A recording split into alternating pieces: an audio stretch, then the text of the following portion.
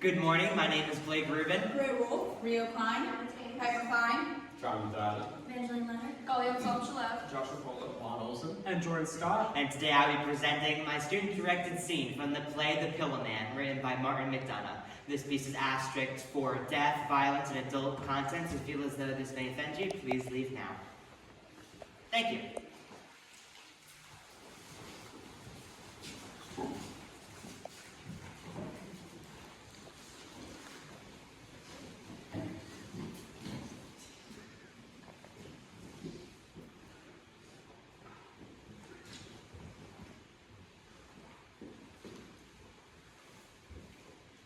And I proudly represent Troupe 4992.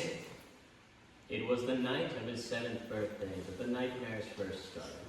The room next door to his own had always been kept bolted and padlocked for reasons the boy was never quite sure of, but never quite questioned until the low whirring of drills, the scritchy scratch of bolts being tightened, and the dull fizz of unknown things electrical, and the muffled screams of a small gag child began to emanate through its thick brick walls on a nightly basis.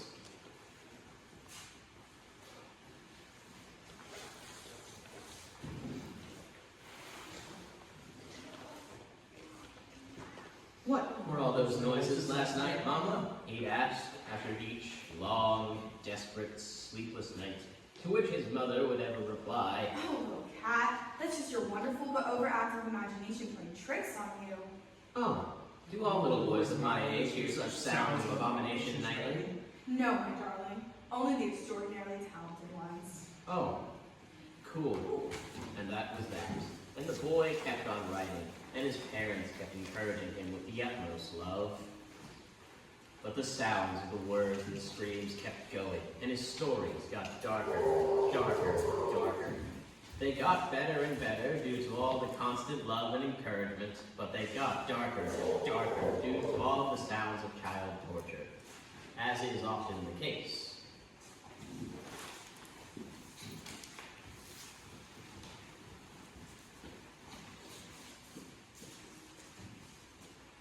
It was on the day of his 14th birthday, a day he was waiting to hear the results of the story competition he entered, when a note slipped out from beneath the door of the locked room.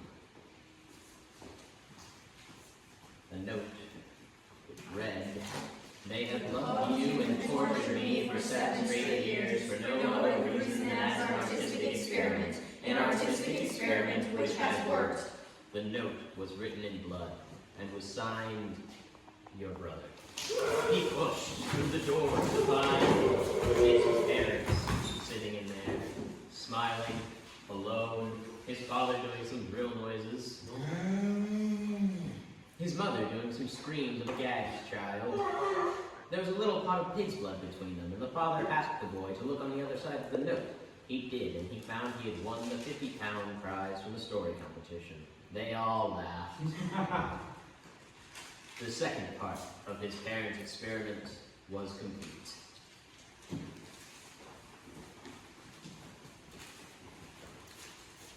They moved house soon after that, and though the nightmare sounds ended, his stories stayed strange and twisted but good, and he was able to thank his parents for the weirdness they put him through. And years later, on the day his first book was published, he decided to revisit his old bedroom with the toys and the paints all scattered around. Then he went into the room that still had the old dusty drills and electrical cord lying around. He smiled at the very insanity of it all, but he lost his smile when he came across the corpse of a 14-year-old child who had been left to rot in there, barely a bone of which wasn't broken or burned, in whose hand there lay a story.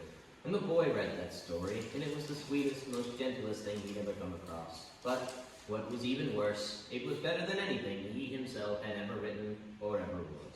So he burned the story, and he covered his brother back up, and never mentioned a word of what he had seen to anyone. Not to his parents, not to his publishers, not to anyone. The final part of his parents' experiment was over. Thank you.